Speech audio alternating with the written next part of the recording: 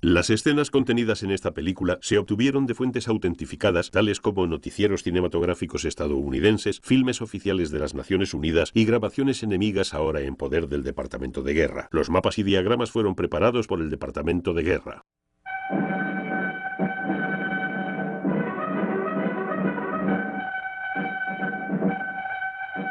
¿Por qué luchamos? Una serie de 7 películas informativas. El ataque de los nazis, película informativa número 2.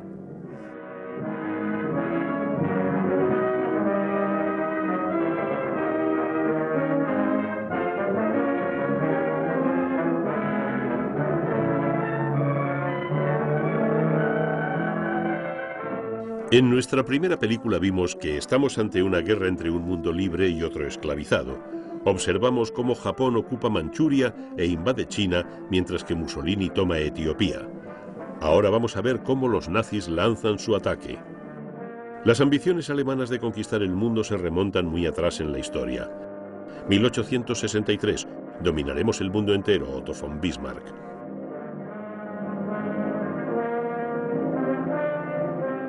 1914. Dios nos creó para civilizar el mundo. Dolor y muerte para todo el que se resista a mi voluntad. Kaiser Guillermo II. 1933. Mi lema es destruir por cualquier medio que sea necesario. El nacionalsocialismo cambiará el mundo. Adolf Hitler. Los símbolos y los líderes cambian, pero la necesidad maníaca de Alemania de sobreponerse a los demás se transmite de generación en generación.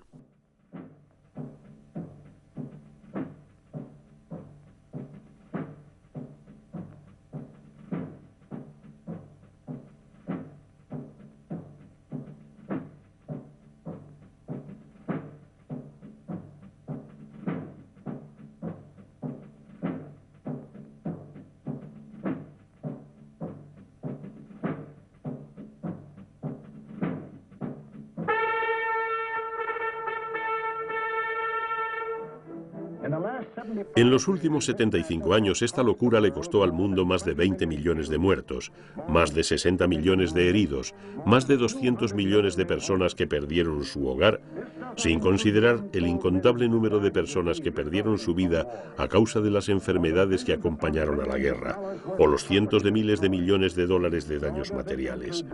Estas cifras tampoco incluyen el dolor, la angustia, la miseria, el terror que padeció el mundo a manos de la demente obsesión alemana por imponerse a sus vecinos.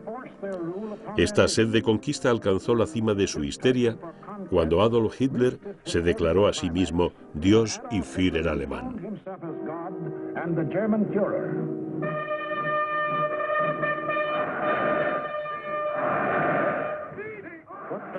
¿Qué sueños delirantes albergaba este hombre amargo al enfrentarse en Nuremberg con multitud de sus fanáticos seguidores? En la Edad Media acaeció sobre el mundo una plaga de esclavitud. De la lejana Mongolia llegó un poderoso ejército de fieros jinetes al mando de Gengis Khan. Las hordas bárbaras arrollaron Asia y Europa Oriental, saqueando, quemando y destruyendo todo a su paso. Gengis Khan dominó la mayoría del mundo conocido en el siglo XIII. Adolf Hitler estaba decidido a superarlo y conquistar todo el mundo conocido en el siglo XX.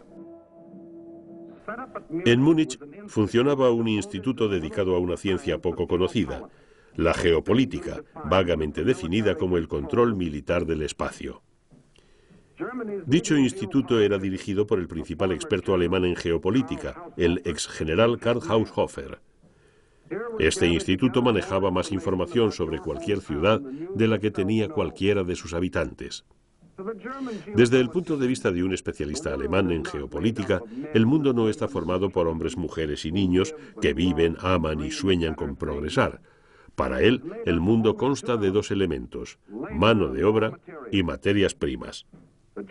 El trabajo de este geopolítico alemán era concretar la ambición de Hitler de controlar estos dos elementos en una cruda y fría realidad. Su mapa de nuestro planeta se divide claramente en tierra y mar. El agua representa las 3/4 partes de la superficie terrestre, 75% de agua, 25% de tierra. En esa fracción de la superficie terrestre yace toda la riqueza del mundo, todos los recursos naturales y toda la mano de obra.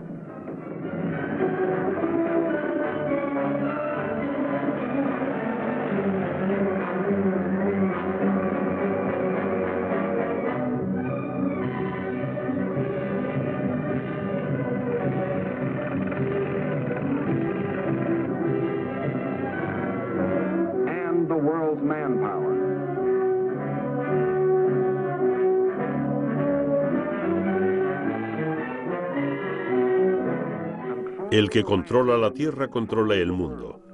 Esta era la teoría de Hitler. Esta tierra tan rica, según los geopolíticos, se divide a su vez en dos áreas. El hemisferio occidental, que contando con América, Australia y todas las islas del planeta, incluyendo Japón, abarca 1/3 del total de la Tierra. La otra región, que comprende Europa, Asia y África, ocupa los restantes 2/3. Este supercontinente, denominado por los expertos como la isla mundial, no es solo el doble de grande que la otra región, sino que está habitado por 7/8 de la población mundial. 7/8, la isla mundial, 1/8, el resto del mundo. El corazón de esta isla mundial alcanza a Europa Oriental y la mayor parte de Asia. Esto es lo que se denominaba las tierras centrales, que en líneas generales coincide con el antiguo imperio de Gengis Khan. Las etapas del plan de Hitler para conquistar el mundo se pueden resumir de la siguiente manera. Conquistar Europa Oriental implica dominar las tierras centrales. Conquistar las tierras centrales implica dominar la isla mundial. Conquistar la isla mundial implica dominar el mundo. Ese era el sueño que vivía Hitler en Nuremberg.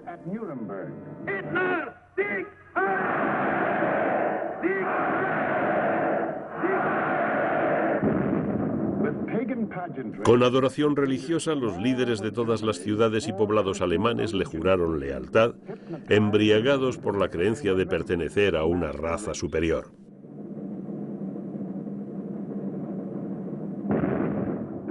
Esta película mostrará el primer acto del intento de los nazis para conquistar el poder mundial, la más desquiciada idea de toda la historia conocida. Hitler había observado a Hirohito arrebatar Manchuria y otros territorios a los chinos. Había observado a Mussolini barrer con éxito Etiopía. Hitler había visto cómo el mundo democrático miraba para otro lado mientras se cometían estas agresiones y actos ilícitos, y él sonreía, porque el actuar conjunto para imponer la paz, lo único que podía infundirle temor, no se había articulado. Era el momento para que los nazis comenzaran a cruzar las fronteras. Era el momento de que Hitler pusiera en marcha su plan. ¿Qué estaba esperando? Estaba esperando suavizar a sus víctimas para impedir su unificación. Desmoralizar al enemigo desde dentro por medio de la sorpresa, el terror, el sabotaje, el asesinato. Esa es la guerra del futuro. Hitler. Para amansar a su enemigo envió a agentes a todas partes del mundo, disfrazados de turistas, estudiantes y agentes de comercio. También se pusieron en acción extorsionadores como Ribbentrop para sobornar, amenazar y crear partidos fascistas locales, como el partido rexista en Bélgica, liderados por de Grelle, o la facción liderada por Henlein en Checoslovaquia, o Seyss-Inquart y sus nacionalsocialistas en Austria. En Gran Bretaña, Sir Oswald Mosley declaraba sin pudor ser un Hitler con acento de Oxford. En otras palabras, se me ha dicho que Hitler está loco. Bueno, pues yo tengo otra opinión. Para preparar al mundo para la invasión de Hitler, estas organizaciones subversivas fascistas causaron revueltas y rebeliones, provocando imágenes como esta en Francia.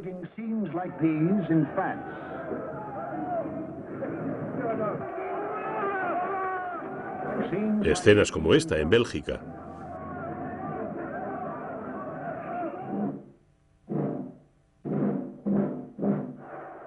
¿En qué lugar piensan que acontece esta escena? En el mismísimo Madison Square Garden, en los Estados Unidos. Y este es Fritz Keume, líder de un grupúsculo germano-americano, escondiéndose tras la bandera estadounidense, pero acatando órdenes de Berlín y siguiendo la metodología nazi. En esto consistió el proceso de amansamiento fuera de Alemania. Pero dentro del país la historia era muy diferente. Aquí, en el mayor de los secretos, se estaba llevando a cabo el proceso opuesto, con Hitler creando su ejército y fortaleciendo su industria.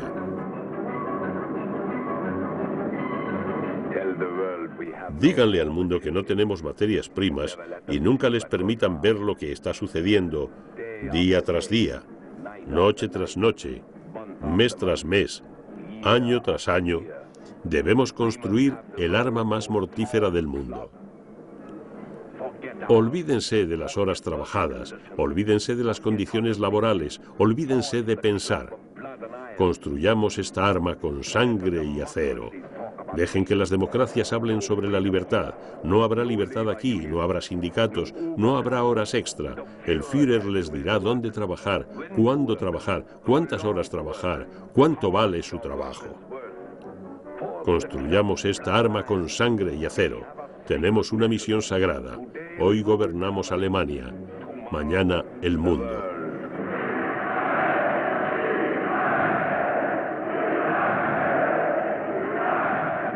El que esté en desacuerdo no recibirá alimento o desaparecerá en un campo de concentración o conseguirá esto. Y este es el hombre que va a dárselo.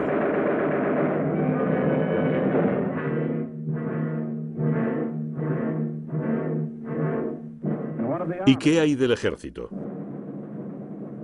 Antes de que Hitler ascendiese al poder, un tratado limitaba el tamaño del ejército alemán a 100.000 hombres. Pero los alemanes siempre ignoran los tratados. En realidad, estos 100.000 hombres eran oficiales altamente entrenados. Eran los líderes de los actuales regimientos nazis. Hitler no se conformó con ignorar este tratado, lo rompió manifiestamente y en 1935 decretó la conscripción nacional. Al mismo tiempo decretó que los niños alemanes comenzaran a mirar al cielo y los planeadores de juguete se multiplicaron por doquier. A la vez que crecían estos niños, crecía también el tamaño de los planeadores. Pronto estos niños se habrían convertido en pilotos entrenados que comandaban las nuevas aeronaves que salían de las fábricas. Se estaba armando la Luftwaffe.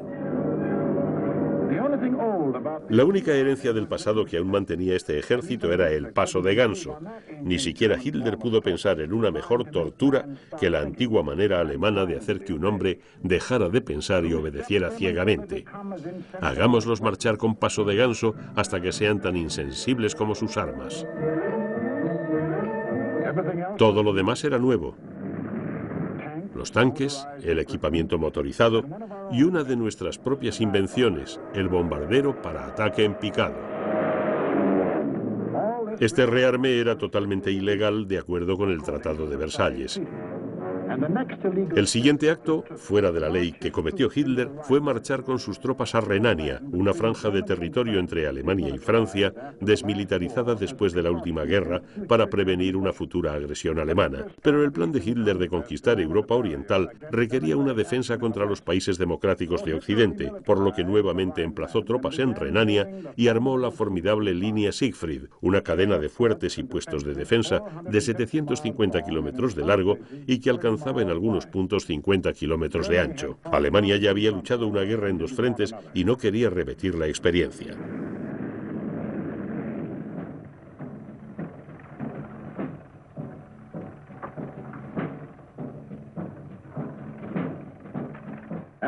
Casi medio millón de hombres trabajaron hasta 20 horas diarias para levantar 22.000 puestos de defensa en una tierra donde, según el tratado, ningún militar alemán debía pisar.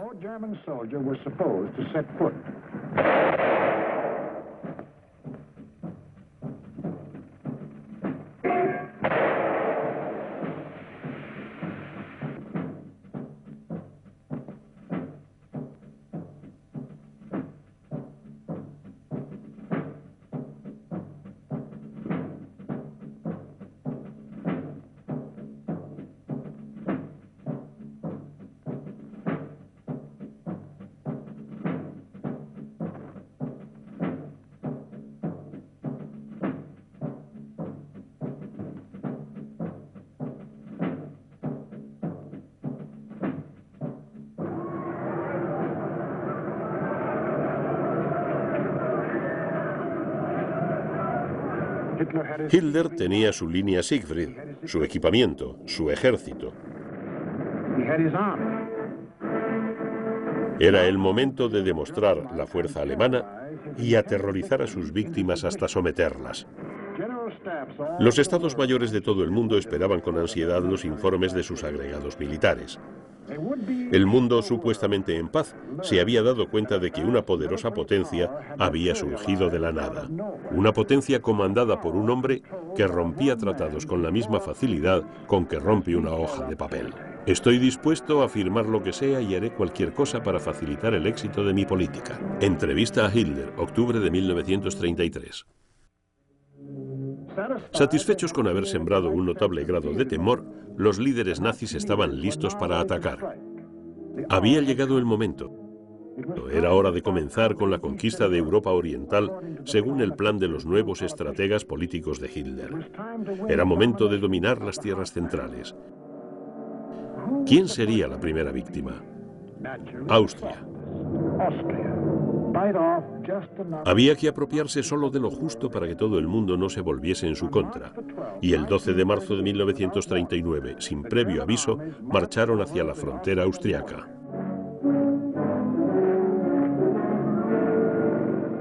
En realidad se trataba de un ensayo de agresión a gran escala y Hitler irrumpió triunfante en Viena. Incluso el nombre de Austria desapareció del mapa, aunque antes Hitler había prometido al mundo: la acusación de que el Reich alemán pretende coaccionar al Estado austríaco es absurda. ¿Por qué Austria era importante para Hitler? Porque le daba el control del flanco sur de Checoslovaquia, y Checoslovaquia era la clave para controlar Europa Oriental. El canciller Bismarck lo explicó algunos años atrás cuando declaró: aquel que conquiste Europa debe contar antes con los bastiones de Bohemia. Y Bohemia en este momento era parte de Checoslovaquia. Pero Checoslovaquia era fuerte, tenía un buen ejército, estaba bien equipada, tenía una de las mejores fábricas de municiones en el mundo, la fábrica Skoda, que Hitler deseaba poseer con desesperación. El país estaba al mando del incorruptible presidente Beneš. Tenía una alianza militar con Francia, que a su vez tenía una alianza militar con Gran Bretaña. Hitler tenía que proceder con cuidado y buscar excusas para tomar Checoslovaquia poco a poco. Encontró la excusa que necesitaba en los Sudetes, la parte de Checoslovaquia que limita con Alemania. En esa zona vivían personas de origen alemán, aunque nunca había sido parte de Alemania. Esta era la coartada para Hitler. Ignorando completamente el hecho de que los que habían abandonado Alemania lo hicieron precisamente para alejarse de gente como Hitler, anunció de la noche a la mañana su teoría favorita: toda persona de sangre alemana, sin importar dónde viviera, pertenecía al Reich nazi. Los alemanes, o sus descendientes, que con frecuencia no tenían una gota de sangre alemana en sus venas, de repente descubrieron su procedencia divina que les eximía de cumplir las leyes de la tierra donde habitaban y a la que le debían lealtad, ya fuera Checoslovaquia, Noruega, Suecia, China, los Estados Unidos o Tombuctú. El alemán era una criatura especial que seguiría siendo alemana para siempre, hasta la sexta o séptima generación, y debía obedecer a Berlín. Algunas personas que conocemos de origen alemán piensan que esto es un cúmulo de idioteces. Almirante Chester Nimitz, Teniente General Walter Kreuger, Senador Robert Wagner, Wendell Willkie, Henry John Kaiser, incluyendo el 15% de cualquier grupo de estas características.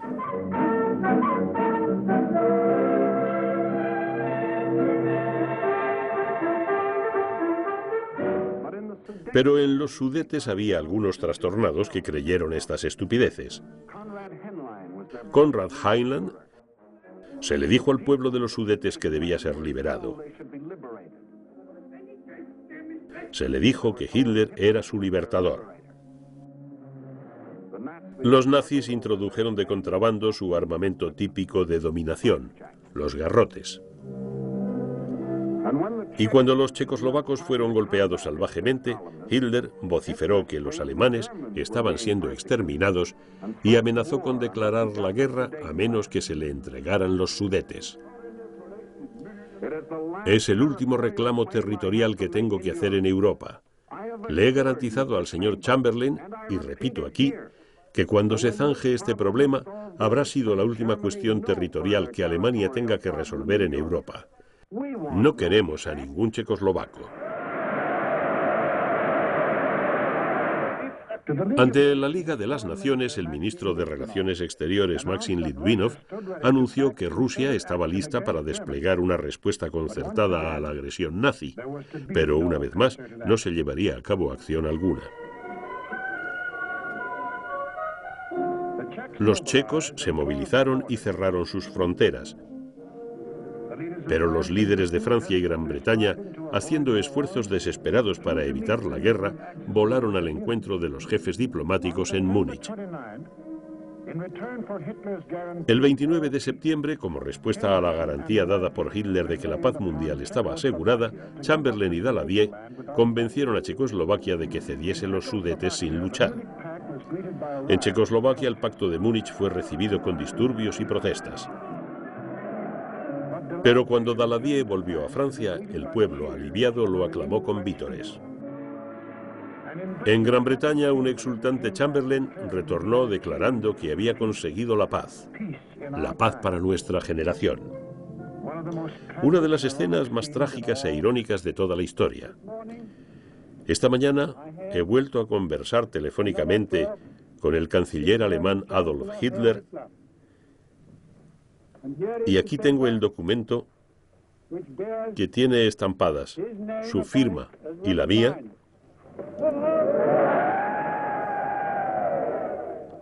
Consideramos el acuerdo firmado ayer por la noche y el acuerdo naval anglo-alemán como símbolos del deseo de nuestros dos pueblos de no enfrentarse nunca más en una guerra.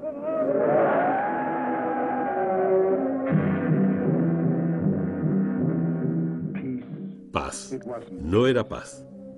Los nazis no habían incorporado simplemente 3 millones más de almas a la nación alemana al anexionarse los Sudetes. Habían dejado indefensa a Checoslovaquia, porque es en este territorio donde se encuentran las defensas naturales del país, las cadenas montañosas y la línea de fuertes que se consideraba aún más poderosa que la línea Maginot. Sin estas fortificaciones, Checoslovaquia estaba desarmada. Era un fruto maduro esperando que Hitler lo recogiera del árbol. A los 6 meses de declarar que no tenía más pretensiones territoriales en ninguna otra parte, el 14 de marzo de 1939 violó el Acuerdo de Múnich y marchó para conquistar el Estado checoslovaco completo, aunque había prometido: no tengo más intereses territoriales en Checoslovaquia, se lo puedo garantizar, no queremos a ningún checo.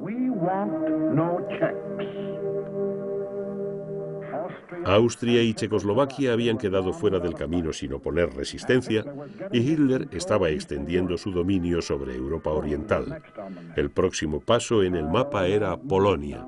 El hombre que había vuelto de Múnich anciano y agotado ahora sabía que no habría paz para nuestra generación.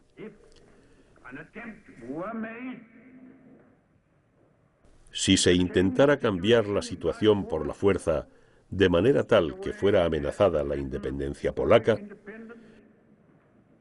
pues bien, eso llevaría de manera inevitable a una conflagración generalizada en la que se vería involucrado este país. Pero después de su éxito en Múnich, Hitler estaba convencido de que ni Francia ni Gran Bretaña lucharían. Esto es lo que dijo uno de sus portavoces. La democracia no tiene convicciones por las que el pueblo estaría dispuesto a arriesgar su vida. Dr. Ernst Hanfensteingl. ¿Pero qué pasa con los rusos? Moscú empezó a trabajar sin descanso. Llegaron misiones militares francesas y británicas para conferenciar con el gobierno soviético. También llegaron representantes alemanes.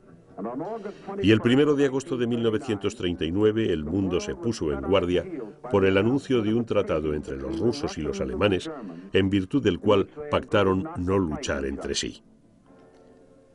Aquí estaban dos archienemigos declarados en estado de aparente amistad.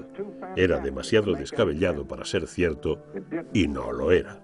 Los alemanes trataban de conseguir que Rusia tuviera una falsa sensación de seguridad y los rusos necesitaban tiempo para prepararse para la lucha que sabían que se avecinaba. Ellos también habían leído Mein Kampf, el libro escrito por Hitler, y sabían que éste tenía en su mente el rico territorio ruso.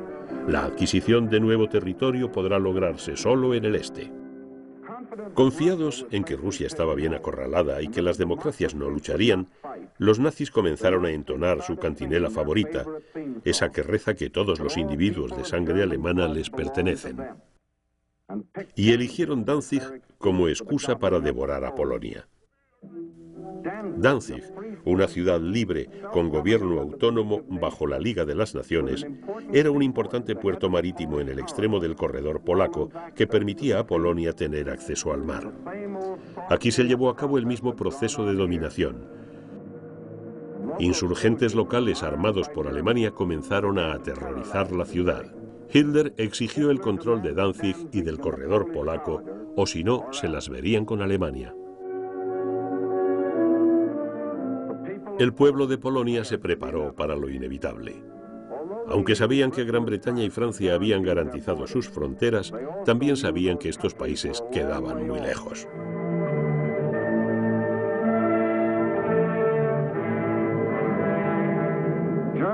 La captura de Checoslovaquia por parte de Alemania hizo que la postura estratégica de Polonia fuera aún más delicada. A excepción de la cadena montañosa de los Cárpatos, Polonia es relativamente baja y llana. El río Vístula es el Mississippi de Polonia. Es ancho, lodoso y no puede vadearse en gran parte de su recorrido. Sus tributarios pueden tener un caudal considerable durante ciertas estaciones del año, pero durante la campaña era época de sequía y el nivel del río estaba tan bajo que hombres, camiones y tanques podían vadearlos en casi cualquier punto de su extensión. Desde el punto de vista militar, el Vístula constituía la mejor línea de defensa. Sin embargo, oponer resistencia en este punto hubiese significado entregar Varsovia y la región más rica del país. La alternativa era librar la batalla en la frontera y eso fue lo que decidió Polonia. El plan nazi era desplegarse en un amplio movimiento de tenazas para rodear el grueso del ejército polaco. Los movimientos de tenazas secundarias rodearían a los efectivos polacos que hubiesen escapado a la trampa principal. En las 2 últimas semanas de agosto, el ejército alemán avanzó hacia la frontera polaca, donde reunió a 70 divisiones, muchas de las cuales estaban acorazadas. Militarmente hablando, los polacos eran ampliamente superados por su voraz vecino. Apenas lograron movilizar 30 divisiones entre infantería y caballería. La diferencia era abismal en 2 aspectos importantes. Los nazis tenían 5.000 tanques modernos, Polonia 600 tanques de segunda. La Luftwaffe alemana contaba con 6.000 aviones modernos. La Fuerza Aérea polaca menos de 1.000 aviones de segunda. El ejército alemán se alistó en secreto. Estaba a punto de decidirse el nuevo orden de cosas para los próximos 1000 años.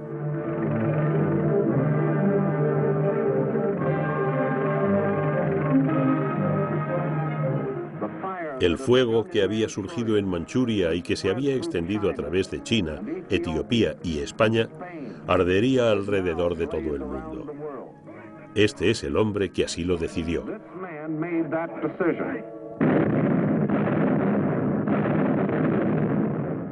La guerra. El 1 de septiembre, al amanecer y sin previo aviso, el ejército alemán se desplazó a la frontera con Polonia. Antes de media hora, los aviones de la Luftwaffe sobrevolaban Polonia, barriendo a la Fuerza Aérea polaca, en su mayor parte sorprendida antes de poder despegar.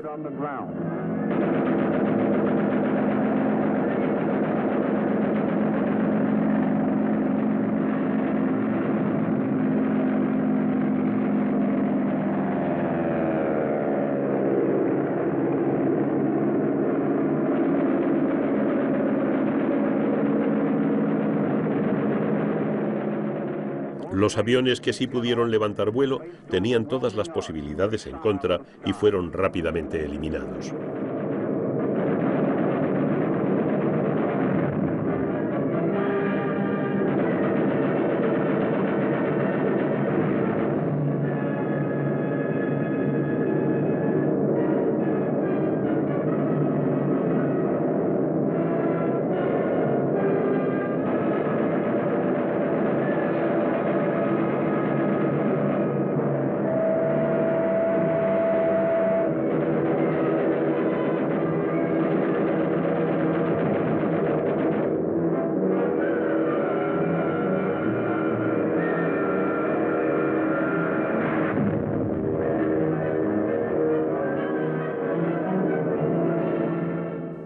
Los escuadrones nazis cubrieron rápidamente todo el territorio polaco, destruyendo comunicaciones, centrales de radio, estaciones eléctricas, carreteras, puentes y vías de ferrocarril.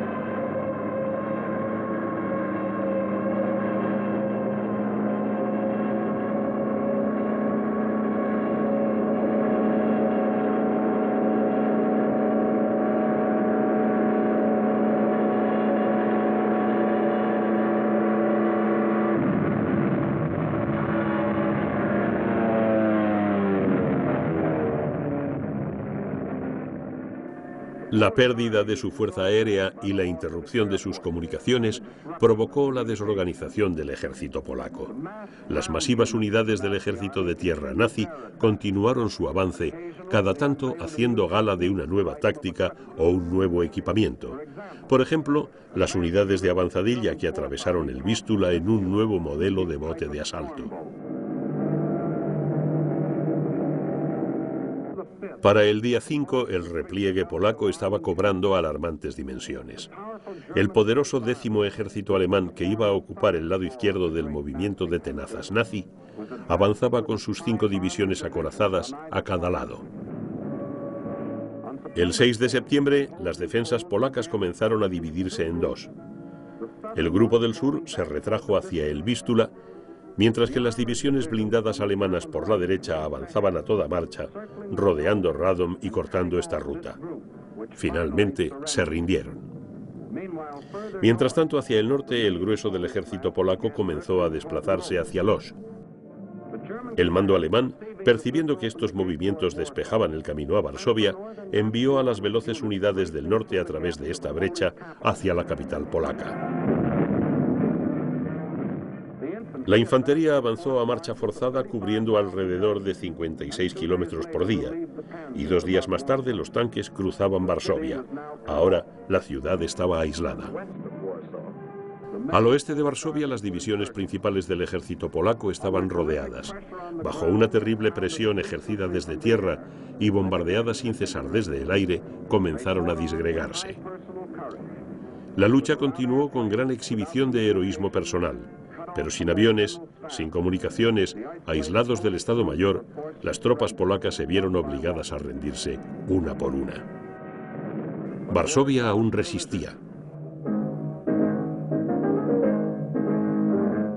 Las históricas estrofas de la polonesa le cantan a un mundo incrédulo cómo el pueblo de Varsovia, liderado por el alcalde Starzyński, erigió una muralla de valentía alrededor de su ciudad, desafiando a Hitler a jugar todas sus cartas.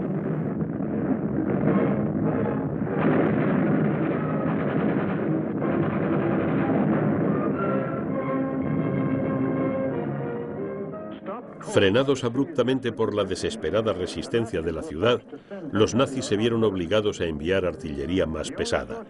El único lugar de donde podían obtener artillería de esa magnitud era el frente occidental alemán. Con gran sigilo y a gran velocidad se remolcaron gigantes cañones de 240 milímetros por los caminos que Hitler había hecho construir justamente para este fin, y se posicionaron alrededor de Varsovia. Las enormes armas bombardearon la ciudad con increíble furia, concentrando el fuego en las zonas residenciales densamente pobladas.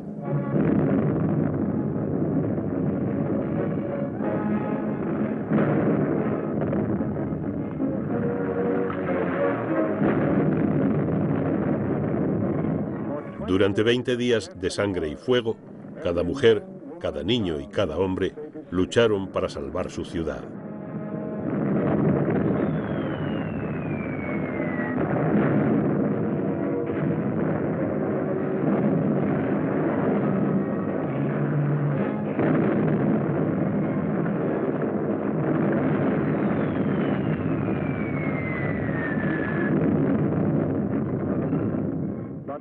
Pero sin agua ni alimentos, la resistencia comenzó a debilitarse.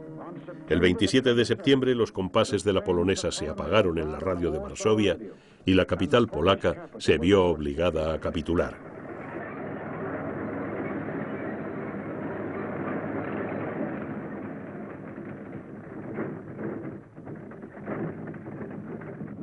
Se había aplastado toda la resistencia polaca, salvo la que se encontraba aquí, en el flanco occidental, frente a Danzig. Desde el primer día de la invasión, esta pequeña isla, con pertinaz resistencia, se había enfrentado al fuego de los buques alemanes. Aunque sus armas se habían agotado y sus fuertes cayeron destruidos, se negaba a rendirse, incluso bajo fuego a quemarropa, a una distancia inferior a 750 metros. Fue una muestra del valor y arrojo polacos que quedará para la historia, aunque desde el punto de vista militar estaba condenada al fracaso.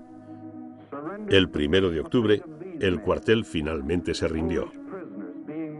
Estos hombres, entonces, enfrentaron su destino y como prisioneros marcharon a campos nazis donde eventualmente fueron exterminados. Porque la teoría nazi supremacista demanda el exterminio de las denominadas razas inferiores, y poblado tras poblado, los traidores locales señalaban a los resistentes polacos.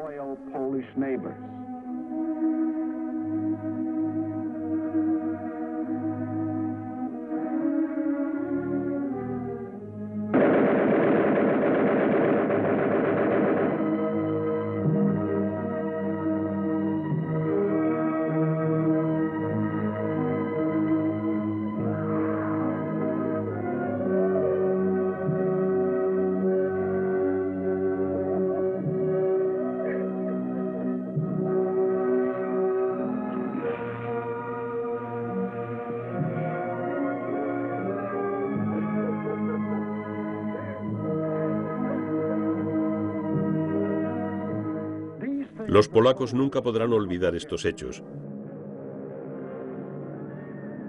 como tampoco otra de las famosas promesas de Hitler. Alemania ha hecho un pacto de no agresión con Polonia. Lo respetaremos incondicionalmente.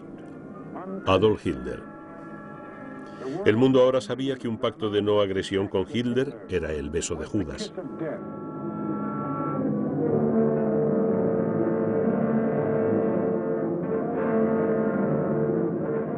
Polonia estaba ahora completamente en ruinas. ¿Totalmente?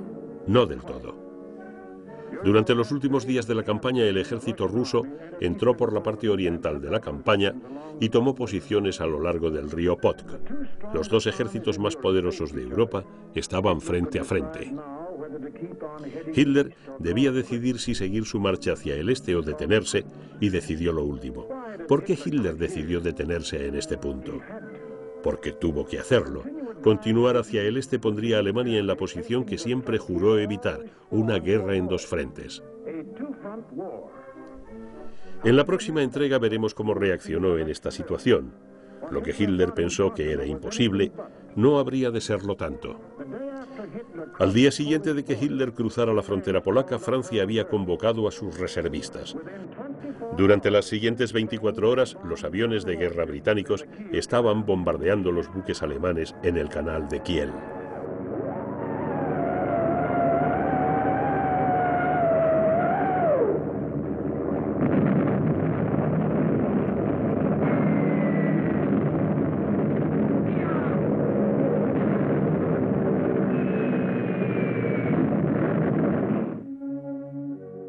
Gran Bretaña y el pueblo de Gran Bretaña habían declarado la guerra a Hitler y a todo lo que éste representaba. Las democracias sí tenían convicciones por las que el pueblo estaba dispuesto a arriesgar la vida. No estaban preparados, es cierto, pero eso no importaba, porque se dieron cuenta de que no solo estaba amenazada la integridad de Polonia, sino la integridad de todos los hombres libres en cualquier parte del mundo. ¡Qué tragedias! ¡Qué horrores! ¡Qué crímenes cometieron Hitler y todo lo que él representa en Europa y el mundo! A partir de estos cimientos de odio, Hitler quiere construir un nuevo orden en Europa y el mundo. Pero nada es más cierto que cada pisada de Hitler, cada huella dejada por sus manos abyectas y corrosivas, será purgada y expiada y verdaderamente expulsada de la faz de la tierra. Arriba el ánimo, todo saldrá bien. De las profundidades del dolor y del sacrificio, renacerá la gloria de la humanidad.